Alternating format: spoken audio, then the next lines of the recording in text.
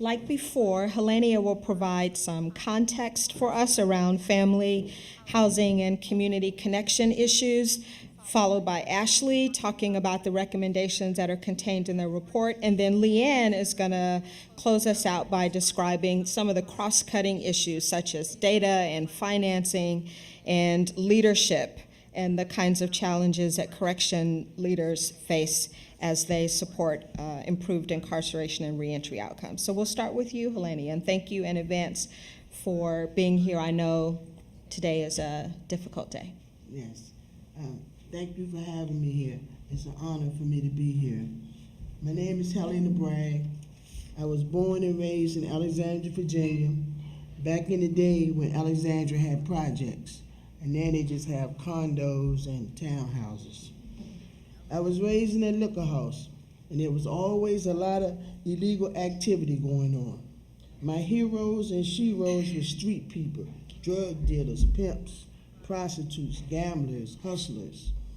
So they was always dressed up, and they were spending money, and they appeared to be happy at all times.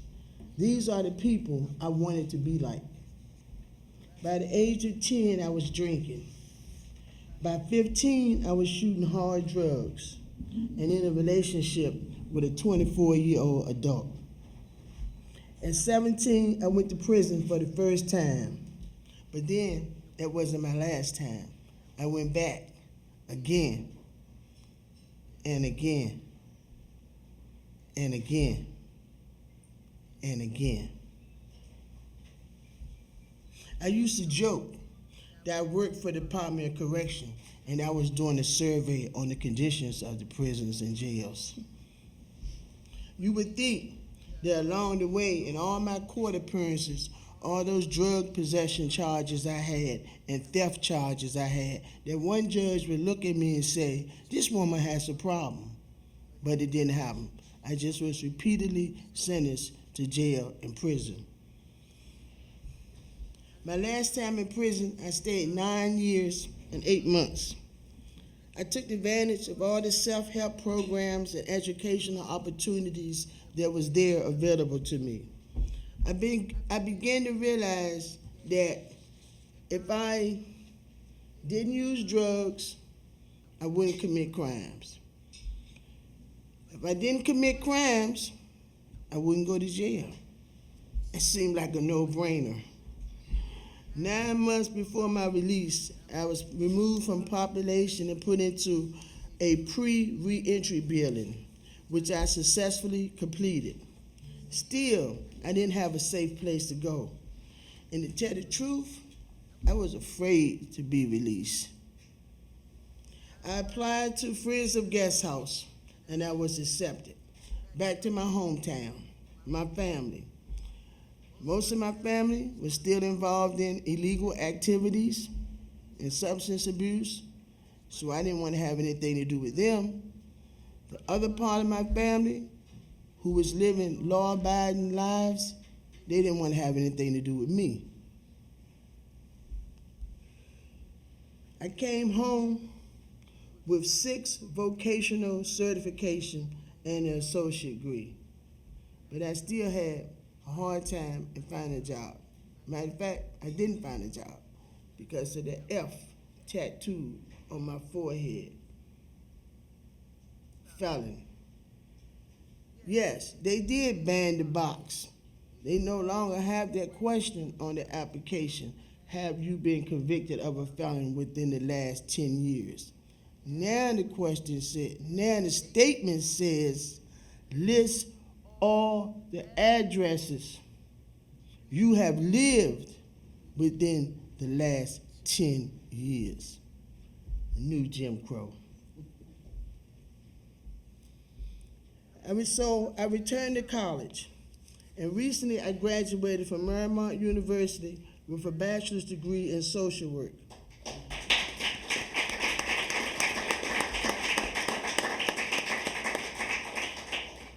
I was connected to Family Life Services by Guest House.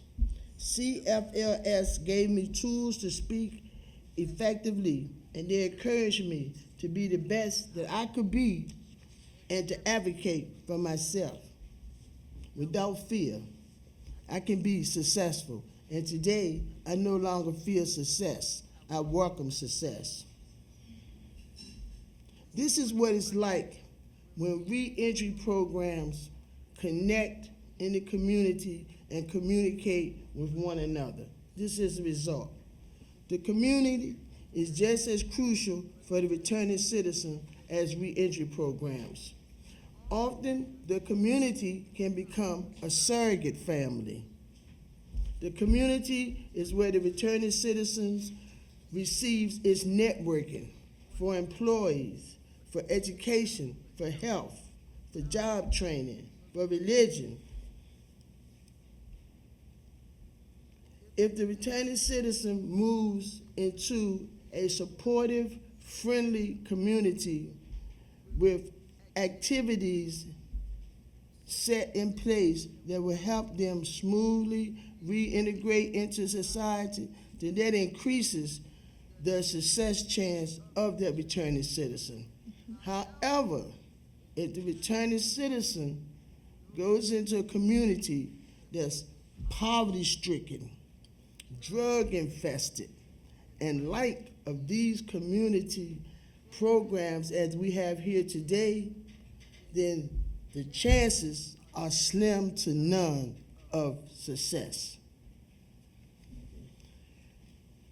A survey by the National Institute of Justice showed that female returning citizens must overcome unique social and physical challenges that hinder the smooth transition into society. There are more than 1,800 people released from prison every day, about 700,000 a year. Studies also show that American prison system is broke. The United States has the highest incarceration rate in the world. The cycle of recidivism Say that 3 times fast. is costly. The United States spends about $80 billion a year on incarceration. Just think, if these programs in this room had 10% of that money, then you could customize these reentry programs for the female returning citizens that need special attention. Governor Northam of Virginia, he liked to brag that Virginia has the lowest recidivism rate. So did Tim Kaine, as you heard. The lowest for 3 years in a row of 43 states, 23.4%. As a returning citizen, I wonder, is that because the state of Virginia abolished parole in 1994? So we're warehousing, they're warehousing people, the old Jim Crow. We, the advocates for reentry, are the ones that can make America great again. Not those people on Capitol Hill, but we in this room. Thank you, Miss Ashley. Thank you, Miss Stephanie. Thank you, Miss Galloway.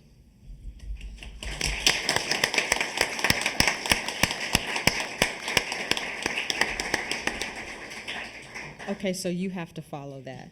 Right, I want to do that, but I'll go. So I work with women at Community Family Life Services, and we target women because, again, as Helenia shared, you know, they have some unique challenges, and housing is a predictor of recidivism at every level. You know, if you don't have stable housing, you can't get stable employment. You can't get custody of your children. One of the things that we found was that if you are a woman coming home from prison, if you don't have housing, you can't have custody of your children. And if you don't have your children, often you can't get access to housing. And so what is a person to do? It is a conundrum that so many of the women we serve face. And the affordability issue is also a barrier. I mean, you know, so the women that we serve are, fighting on multiple fronts trying to resolve and rebuild their lives. At CFLS, we actually have a housing program for women who've been victims of domestic violence and who can move in right from prison while they try to get custody of their children, you know, allowing them to grow and build and heal. And there aren't, matter of fact, there aren't any other programs in DC that will move a woman in without custody of her children directly from prison. It just does not exist. And we know that without stable housing, people are going to fail. And the Reentry Ready report talks about, you know, the value and the importance of housing and how it's foundational to someone's success. And we acknowledge that affordability is an issue and a problem that needs to be addressed. We at CFLS are doing our part, but there really needs to be some systems level shift in how people who've been to prison get access to the very things that will build stability. And those things are absolutely absent. I don't have all of the solutions, but I know that lack of housing, lack of affordability is part of the huge problem that we see every single day. And while I'm not suggesting that men don't need housing, they absolutely do. What I'm sharing with you is that women have a set of challenges that men just don't. Women, a large percentage of them are victims of trauma. Women have children, and women are relational. And until those three things are addressed all at the same time, it's very difficult for a woman to be successful, even if you had affordable housing. And I'll close by saying that at CFLS, we thought that if we provided housing, that everything would be just wonderful. Unfortunately, when you're thinking about women, it's not just housing. You have to do everything at once. You have to deal with her housing. You have to deal with her trauma. You have to deal with her children. You have to help her heal. You have to do employment skills. You have to deal with her addiction. You have to deal with her mental health. You know, you have to deal with society that says that she shouldn't be in this position. And all of those things have to be addressed simultaneously. And the thing that this report, I think, does very well is that it acknowledges that this is an issue that has to be addressed on multiple fronts all at the same time. And while that seems like a no-brainer to me, I don't think a lot of people think about it that way. They think they can do one thing at a time. We'll get her housing. All she needs is a job. And I've learned that none of those things in isolation are helpful when you are returning home from prison. Thank you very much, Ashley. Lastly, we'll hear from Leanne talking about the true big picture and state level leadership and financing and data and all the infrastructure that's needed to make these recommendations work. Well, I think the key most important thing is, first of all, people have to care. And I remember when I started in this job as a new director of a state correction system, and we've been working on this issue for a long time. And a co-cabinet member would refer to as, well, those are Leanne's people, referring to people who were incarcerated as Leanne's people. No, there are citizens, and they're everyone's responsibility, not another state agency, not multiple state agencies, but the community. And so when you're talking about collaboration, I think the first thing you have to do is get people to care. And the previous panel talked about maybe the prison system should be a little bit more porous. I couldn't agree more. So one of the first things that we have to do to get people to care is decrease some of the shame and stigma. One of the things we've done is stop calling people inmates or ex-offenders. When you go to the hospital and you're a patient, are you forever an ex-patient? No. So I'm not really sure why we use that language. And so when someone's incarcerated, we refer to them as a resident or by their first name. But we don't put these labels on them. And I thought one of those was very interesting, dealing with some legislators early on in my career. that it was very easy to refer to people as widgets, as a sheer number, as a budgetary issue that we had to deal with, and oh, the numbers are going up. And pretty soon they're losing sight of what the real issue is. And so the first thing is get people to care and bring people in. And the other piece of it is we always refer to ourselves as a public safety agency. And when you talk about public safety, that's really different in a lot of people's minds. So you might have a very lock them up, throw away the key type of law enforcement agency, and public safety to them is, well, don't let them out. Keep them locked up. Put more restrictions on them. And actually, I think we should start talking in terms of community well-being. That's what our agency should be about, community well-being. And the absolute goal should be successful reentry for everyone. And that's got to be everyone's job to do. And so some of the success we've had, first of all, leadership at the executive level. I'm very fortunate to work for a governor that absolutely sees how to connect all the dots. And so it's no longer Leanne's job as the Director of Corrections, it's everyone's job as one of, to create vibrant, healthy communities. So what might be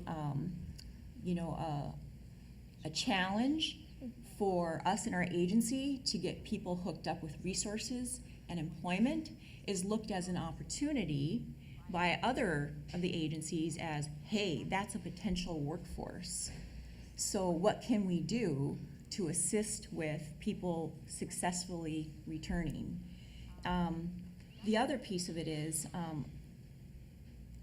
when we talk about resources, we need flexibility to help people. I mean, you can have multiple programs, but they're all siloed, and it can't be piecemeal, like Ashley said. So we were able to start a program, not a program, it's really a model of providing support for recovery. And recovery is very, very broad. It's not treatment. We're a rural state. You're never going to get the access to traditional treatment the way we think it should be done. So I convinced the legislators and the governor that let's put a cap on our prison population and say it's a finite resource and redirect those resources up front. Not exactly popular with counties where that are going to say, oh my God, we're going to like dump on the counties. But they went along with it. And instead of putting more money into warehousing individuals in the prison system, they pushed it up front. And it's called Free Through Recovery. And it's really a recovery model where they have case coordination, peer support. And those peer supporters are people with lived experience that can really help people. And the funding's very flexible as well. So if someone needs to get housing, but guess what? They can't afford the down payment, the rent, the fee, we can pay that for them. We don't have all these federal strings attached. If someone has a job opportunity, but guess what? They can't get that job because they don't have a pair of steel-toed boots that they have to have on the first day, let's get it for them. If they can't find transportation, let's pay for their transportation. It's not rocket science. It's really what people need just to be successful at a very, very basic level. So that's been pretty amazing. And so some of the criticism of that is, well, why is it focused on the criminal justice population? Why do you have to be in the criminal justice system to access that type of service? And I said, you shouldn't be. And so they just expanded it further to really push it upstream so that people don't have to enter the criminal justice system to get those services. And the other thing that I think that is really, really important, that the discussion during all of this work that we did with the Reentry Ready project is you really need good information, and I think we heard it over and over and over, so that people and stakeholders and policymakers can really put resources into things that are working and stop putting resources into feel-good things that are a waste of taxpayer dollars. So I really appreciated the opportunity to be part of this because I met amazing people from across many, many different sectors and was introduced to Google Recidivists, which are some really high-powered kid geniuses, and anyone younger than me is a kid, amazing people that really have a mission to enable states to make data-driven decisions, and they're working in our state now.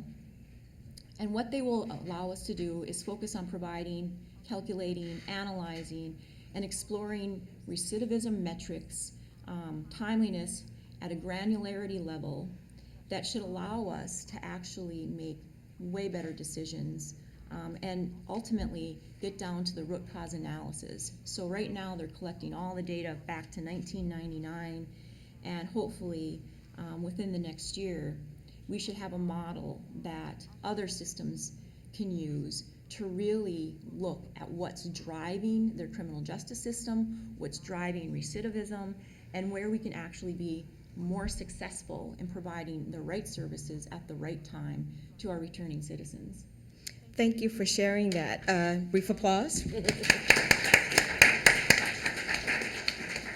So what you heard from Leanne, what you heard from Ashley is the real words behind the recommendations that are contained in the report about data-informed, data-driven decision-making, evidence-based practices, focusing on trauma, creating an individualized plan and set of resources for folks who are incarcerated and when they return home. Are there any questions for this group? And I see another stakeholder, Craig DeRoche. Hello. Mark. Well, last question. What about the issue of restrictions on, for example, halfway houses, that you can't put them in all sorts of areas? Is that something we need to address? Yes. I mean, yeah. Yes, halfway houses are part of the challenge that we face. You know, it's very restrictive. They communicate with employers in ways that sort of undermine a woman's ability or even a man's ability to access employment. So yes, halfway houses need to be a part of the conversation because they are part of the solution as well as the problem. Yes. And Hello. thank you for being patient. I saw you earlier. So thank you for all the work you're doing on this report, and I'm looking forward to reading the whole thing. I have first a comment.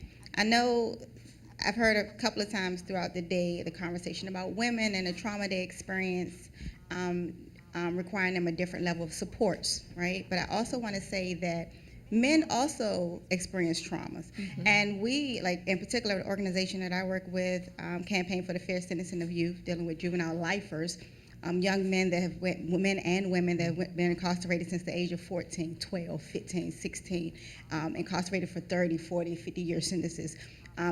And 90+%, and I want to say 100%, but I will say 99 safely, has experienced some form of trauma that led them down that path that never has been addressed throughout the extent of incarceration. So I just want to make sure that it's a clear understanding that they're not mutually exclusive in that area. Another question I have is as it pertains to prison reform, right? So I know we've talked about like having an individualized plan. An individualized plan would not work without having the correct supports throughout your incarceration to make sure you're actually adhering to that plan in some way. So I don't know if the report contains it, so I might be ignorant on that because I haven't read the full report, but is there any recommendations as it pertains to staffing individuals inside correctional facilities to make sure that they have the appropriate supports? Because right now, a lot of the staff is mostly geared towards disciplinary actions as opposed to being mental health providers or specialists, people that can actually get them from one bridge to another throughout their stint. And if they fall off, because people fall off outside of prison, inside prison is a big difference. Just wanted to make sure that they have those supports. And my logic behind that, I always question the parole phase in essence. People come before the parole board, and a lot of times people get knocked down because they're not ready, right? Mm-hmm. So for me, the question always like, what is wrong with our system if we isolate people and we have people in an isolated situation and they serve 30 and 20 years and then they can come home or get come before a board and they say they're not ready, that to me displays something wrong within our system internally because we're not doing any prep work and making sure they're ready, right? So We did talk about that and let Leanne and both Ashley speak to the two things I heard. One around preparing folks properly during incarceration, and again, making that connection between the families and resources that exist on the outside. So reentry starts long before you're absolutely released, and you can't expect someone who serves time in a very punitive, inhumane system to come out and be successful. So when you give opportunities, and they need to be robust, and they need to be practical, and they need to give skills that are matched with what's available in the economy. And that's always a challenge because not all policymakers decide that it's a good use of funding to fund some of those things, but I think that's changing. I think that there's more of a recognition that investing in people while they're incarcerated is a good long-term strategy versus just waiting them to come out and hope that they never want to go back because the conditions are so inhumane. So one of the things that we talked about is making the environment of the prison humane and as normal as possible as the outside, to make the transition less difficult. And that's extremely important, and you can't expect people to go from a very, very restrictive environment where they're, making maybe 5 decisions a day to being released and making, 100 decisions in an hour. And so you really have to, I think all correction systems need to be really challenged about the environment which they're creating. And there's a saying that, prisons sometimes do good, but they usually do harm. And I don't like to be ahead of a system that is doing harm to people. And so at the very least, you need to neutralize the harm that you're causing when you're taking people out of society and taking away their ability to make decisions, and then all of a sudden thinking that we're just going to put them right back. It's overwhelming. And so there was a lot of discussion throughout, whether it's preparing them just for the stressors of returning, giving them skills, whether it's through basic education or vocational skills, but it's actually more than that. And so one of the things is providing peer support while they're in, and providing peer support when they're out, so that there's a connection with a human being that's lived that experience and can help them on the outside. So I think that's a very powerful thing, recognizing that one of the most stressful times in an individual's time is the immediate release. Their immediate release is probably their highest risk time for self-harm, for death, for overdose. And so if we don't recognize that that's a reality and do some of those things around that really critical time, we're going to continue to have high failure rates.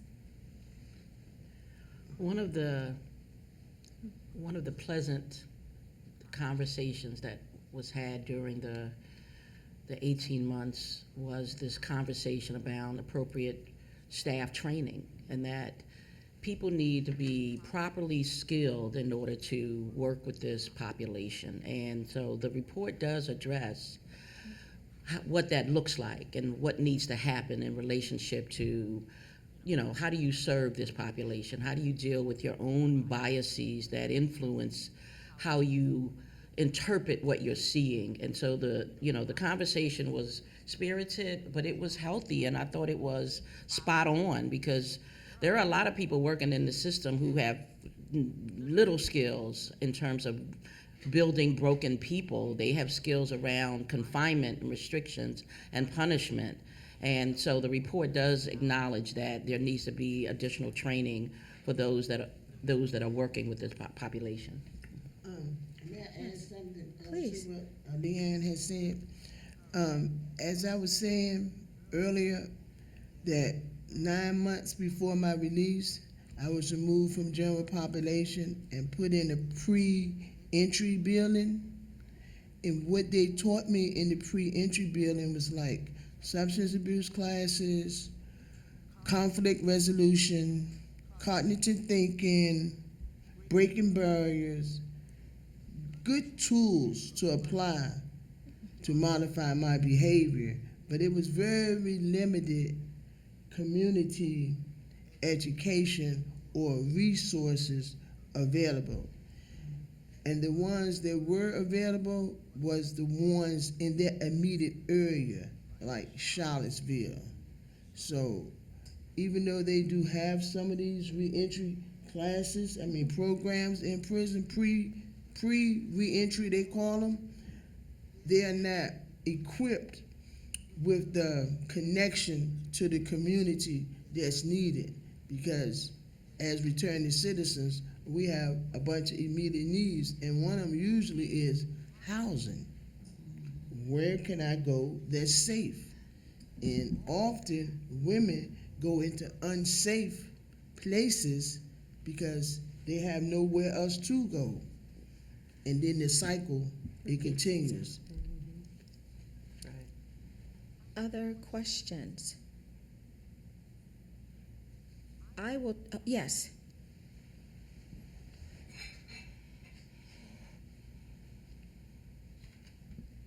My name is Miracle Smith, and I'm here with Community Family Life Services. First of all, I'd like to thank you for the excellent recommendations about connecting resources for returning citizens. And my question is surrounding the stigma of incarcerated persons. Obviously, these stigmas can damage the self-esteem of a returning citizen. And so my question is, how can we work to support the esteem of returning citizens so that when they are released, they are empowered to provide positive community connection? Thank you. Who would like to start? Laura? You know, I think that goes towards making people care or getting them to care. You can't make someone care, I guess. And that has to start long before they return. And so when we actually invite the community in, we want them to see them as people, and not just to invite them in to interact. So if we have enrichment activities like a concert or anything that we're putting on, we invite the community in to be a part of that. But we also invite them in to say, hey, look, this is what they're learning. This is what they're working on. Sit down and talk to them. Will you give them a chance? We bring in employers, we bring in housing people, we bring in all of that, and we say, hey, would you sit down? Would you come and give a presentation on what the housing prospects are and what all of those things are? But the other piece that we do is folks that end up incarcerated, they want to give back, and they want to give back long before they're ever out. And so that prospect of restorative justice, when they're able to go out into the community and show worth, they're actually doing a lot of charity and fundraising while they're still incarcerated, and they're participating in the same things that you and I participate to raise money for good causes. United Day Way of Caring, go out and fix homes or do this and do really good work so that they're seen as people that are valuable, and take the label off. I think labels are harmful. The United States is horrible for perpetuating this lifetime sentence even though you've served your time. And I think it was said, and I can't remember that said it, but I think it was Senator Kane, he said, we don't have worse people, we have worse policies. And I couldn't agree more. And so having had the opportunity to travel abroad and study other criminal justice systems, you know, in some of the countries overseas, they talk about, well, we don't have all these collateral consequences and these barriers, because guess what? First of all, your mugshot's not a public record. Your criminal history is not a public record. Law enforcement and the judges have access to that. In fact, even the idea that someone knows that you're in prison isn't a public record in some of those countries, so that you don't have all of that baggage that you carry with you forevermore. And I think that we've made some progress along those lines to reduce some of those barriers and reduce that, but we've only made baby steps, and there's a lot further to go. Yeah, I completely agree. And also, you know, the work is really around appealing to policymakers to recognize the harm in, you know, defining someone by their very worst mistakes forever. You know, like imagine if you had to be defined by your worst mistakes your entire life. And that's exactly what the women and the men that we serve are dealing with. They are defined by their worst mistakes every single day, and there doesn't seem to be a way out of it. And so if we can change the narrative, that would improve the way people view themselves, and it would increase their self-esteem. I'm gonna, Ron, and you will have the last question. Hi, Ron Pollock, formerly with Families USA. Ashley, you made a point a little while ago about the confluence of a variety of different matters that are critically important, that just taking one in isolation probably is not going to work. You know, whether it's employment, whether it's housing, whether it's healthcare, et cetera. But I want to pick one of those and just see how you deal with it. For people coming out of prison, they're more likely to rent rather than own. And they're probably going to have limited resources to pay for the rent. Now, for low-income people, irrespective of their incarceration or lack of incarceration circumstances, only about a quarter of the people who are eligible for subsidies for rent actually receive them today. So for somebody who's leaving incarceration, who's going to have to face that problem, when you think about the housing problem that needs to be solved for the person coming back into the community, how do you deal with that? Oh my goodness. Really? And cure cancer when you're done with this answer. That's right. You know, we get very creative about how we support someone's housing needs. You know, like programs traditionally will only allow you to do a very finite, very specific way of doing housing, which is, you know, that you actually, she meets a set of criteria and that she then is eligible to move in. And so we're trying to be creative in terms of, you know, can we pay your cousin, you know, to allow you to sleep at their home in ways that traditional programming won't allow, or identifying funds that will help you get to a temporary space so that you can get to a permanent space.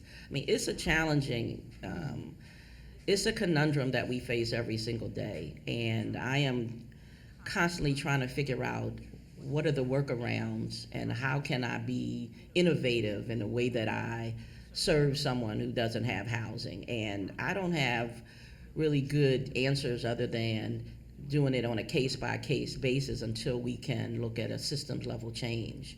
And so paying family members, paying friends, you know, advocating and being real friendly with housing organizations, and, you know, really looking at, I mean, I went to one of my funders and I said, look, you keep giving me these 2 years of funding. I need more than that. You know, it takes 2 years to just get grounded, and then you need to start building. And she said, okay. I'm thinking, all right. I said, you know, that was easy. And so, I mean, there are some people out here that recognize that housing, we need better access to housing. And so taking a chance and asking for what you want is what I'm actually doing. And I've had some success. But, you know, that's just a very isolated, very on-the-ground approach. We need a broader systems-level approach that acknowledges that, you know, people can't afford housing, so what are some other ways in which we can address that particular issue? We're going to let that be the last word. Thank our panelists.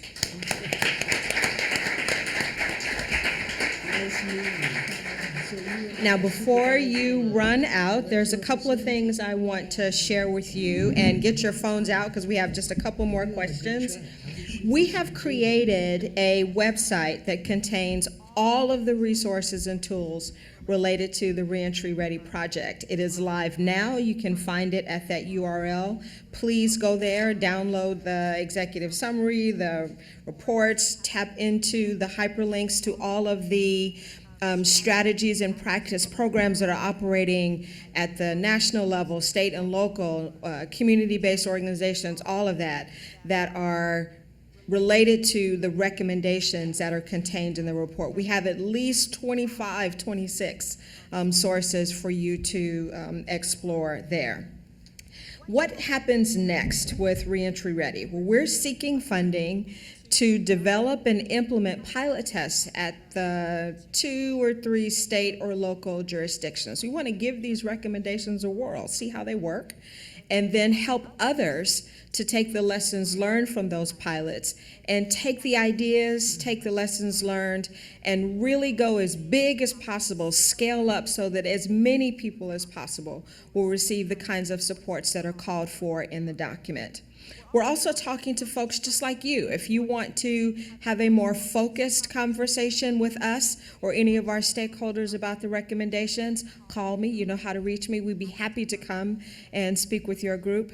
And lastly, take the report, share it with as many people as you know. Forward them the link, send them the documents. We want your help, or we need your help in spreading the word. And that's one of the questions that we're going to ask you when you go to Slido again. So do that for me, please. And Morgan is going to tee it up.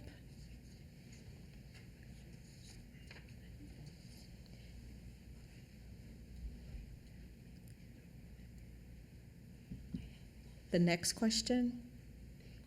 Oh, I think this is another, yes. Are there other groups or people you think would be important to help spread the word? You can just type in a response, and you don't have to attribute it to you if you don't want to, but if you do, because there's some context or an introduction you think that needs to be made, we can record that here and we'll follow up, I promise. These could be folks on the ground. Yes. Excellent.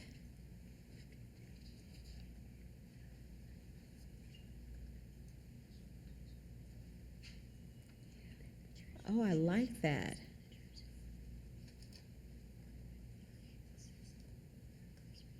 So take this show on the road.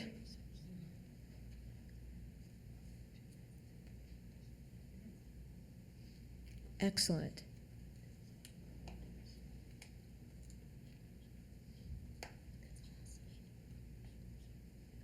You can keep typing. We'll leave that open.